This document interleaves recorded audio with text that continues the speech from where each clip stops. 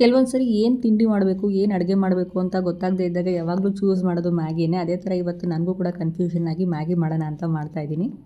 3 spoon ಎಣ್ಣೆ ಹಾಕಿ ಸಾಸಿವೆ ಹಾಕಿ ಸಿಡಿಸಿದ್ದೀನಿ. ಜೊತೆಗೆ 1 ಸ್ಪೂನಷ್ಟು ಜೀರಿಗೆ ಹಾಕಿದ್ದೀನಿ. ಸ್ವಲ್ಪ ಕರಿಬೇವಿನ ಸೊಪ್ಪನ್ನು ಹಾಕಿದ್ದೀನಿ. ಜೊತೆಗೆ 1/4 ಭಾಗ ಈರುಳ್ಳಿನ ಸಣ್ಣ ಸಣ್ಣದಾಗಿ ಕಟ್ ಮಾಡಿ ಹಾಕಿದ್ದೀನಿ. 6 ಬೆಳ್ಳುಳ್ಳಿ ಎಸಳುಗಳನ್ನ ಹಾಕಿದ್ದೀನಿ. ಇದಿಷ್ಟು ಸಾಫ್ಟ್ ಆಗೋವರೆಗೂ ಬೇಯಿಸ್ಕೋಬೇಕು. ಮನೆಯಲ್ಲಿ ತಂದಿಟ್ಟಿದ್ದಂಥ ತರಕಾರಿಗಳೆಲ್ಲ ಹಾಗೆ ಇತ್ತು, ವೇಸ್ಟ್ ಆಗುತ್ತೆ ಅಂತ ಮ್ಯಾಗಿಗೆ ಯೂಸ್ ಮಾಡ್ತಾ ಇದ್ದೀನಿ. ಈರುಳ್ಳಿ ಹೂವಿತ್ತು, ಅದನ್ನು ಹಾಕ್ಕೊಂಡಿದ್ದೀನಿ. ಆ್ಯಂಡ್ ಟೊಮೊಟೊ, ಕ್ಯಾರೆಟ್ ಮತ್ತು ಕ್ಯಾಪ್ಸಿಕಮ್ಗಳಿತ್ತು. ಎಲ್ಲ ಕಲರ್ ಕ್ಯಾಪ್ಸಿಕಮ್ಗಳು ಯಾವುದಕ್ಕೂ ಯೂಸೇ ಮಾಡಿರಲಿಲ್ಲ, ಹಾಗೆ ಇಟ್ಟಿದ್ದೆ. ಅದಕ್ಕೋಸ್ಕರ ಮ್ಯಾಗಿಯಲ್ಲಿ ಹಾಕ್ಕೊಂಡು ಯೂಸ್ ಮಾಡೋಣ ಅಂತ ಮಾಡ್ತಾಯಿದ್ದೀನಿ.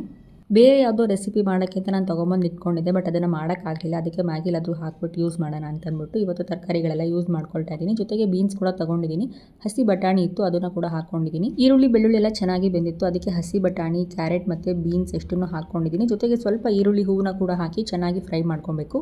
ನಮ್ಮ ಮನೇಲಿ ಕಲರ್ ಕ್ಯಾಪ್ಸಿಕಮ್ಗಳನ್ನ ತರೋದೇ ಅಪರೂಪ, ಬಟ್ ಈ ಸರಿ ರೆಡ್ ಕಲರು, ಯೆಲ್ಲೋ ಕಲರ್ ಮತ್ತು ಗ್ರೀನ್ ಕಲರ್ 3 ಕಲರ್ ಕ್ಯಾಪ್ಸಿಕಮ್ಗಳನ್ನ ತೊಗೊಂಬಂದಿದ್ದೆ. ಹಾಗಾಗಿ ಅದನ್ನು ಕೂಡ ಮ್ಯಾಗಿಗೆ ಹಾಕಿ ಯೂಸ್ ಮಾಡ್ತಾ ಇದ್ದೀನಿ. ಜೊತೆಗೆ ಮುಸ್ಕಿನ ಜೋಳ ಇತ್ತು, ಅದನ್ನು ಕೂಡ ಹಾಕಿದ್ದೀನಿ. ಸ್ಟ್ರೀಟ್ ಸೈಡಲ್ಲಿ ಒಂದ್ಸರಿ ಮ್ಯಾಗಿ ಟ್ರೈ ಮಾಡಿದ್ದೆ, ಅಲ್ಲಿ ಮುಸ್ಕಿನ ಜೋಳ ಹಾಕಿದ್ರು. ಅವತ್ತಿಂದ ತುಂಬ ಇಷ್ಟ ಆಗಿತ್ತು ನನಗೆ, ಅದಕ್ಕೆ ನಾನು ಕೂಡ ಈ ಸರಿ ಮ್ಯಾಗಿಯಲ್ಲಿ ಮುಸ್ಕಿನ ಜೋಳ ಹಾಕಿದ್ದೀನಿ. ಜೊತೆಗೆ ಉಪ್ಪು, ಧನಿಯಾ ಪುಡಿ, garam masala powder, pepper powder, ಖಾರದ ಪುಡಿ ಮತ್ತು ಅರಿಶಿನ, ಜೊತೆಗೆ ಮ್ಯಾಗಿ ಮಸಾಲ, ಅದ್ರ ಜೊತೆಗೆ ಸ್ವಲ್ಪ ಚಾಪ್ ಮಾಡಿ ಇಟ್ಕೊಂಡಿರೋಂಥ ಹಸಿಮೆಣಸಿನ್ಕಾಯಿಗಳನ್ನ ಕೂಡ ಹಾಕ್ಕೊಂಡಿದ್ದೀನಿ. ಸ್ವಲ್ಪ ಟೊಮೊಟೊ ಸಾಸ್ ಮತ್ತು ಡಾರ್ಕ್ ಸೋಯಾ ಸಾಸ್ನ ಹಾಕ್ಕೊಂಡಿದ್ದೀನಿ. ಇವಿಷ್ಟನ್ನು ಚೆನ್ನಾಗಿ ಮಿಕ್ಸ್ ಮಾಡ್ಕೊಂಡಿದ್ದೀನಿ. ಚೆನ್ನಾಗಿ ಮಿಕ್ಸ್ ಆಗಾದಮೇಲೆ ಸ್ವಲ್ಪ ಟೊಮೊಟೊನ ಹಾಕಿ ಅದ್ರ ಜೊತೆಗೆ ಸ್ವಲ್ಪ ಕೊತ್ತಂಬರಿ ಸೊಪ್ಪನ್ನು ಕೂಡ ಹಾಕಿದ್ದೀನಿ.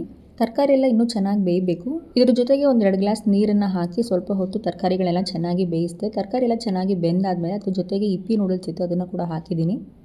ನಾನು ಅವಾಗಿಂದ ಮ್ಯಾಗಿ ಅಂತ ಹೇಳ್ತಾ ಇದ್ದೀನಿ. ಇಪ್ಪಿ ನೂಡಲ್ಸ್ ನಾನು ಮಾಡಿದ್ದು. ಸ್ವಲ್ಪ ಹೊತ್ತು ತಟ್ಟೆ ಮುಚ್ಚಿಟ್ಟು ನೂಡಲ್ಸ್ನ ಚೆನ್ನಾಗಿ ಬೇಯಿಸಿದೆ.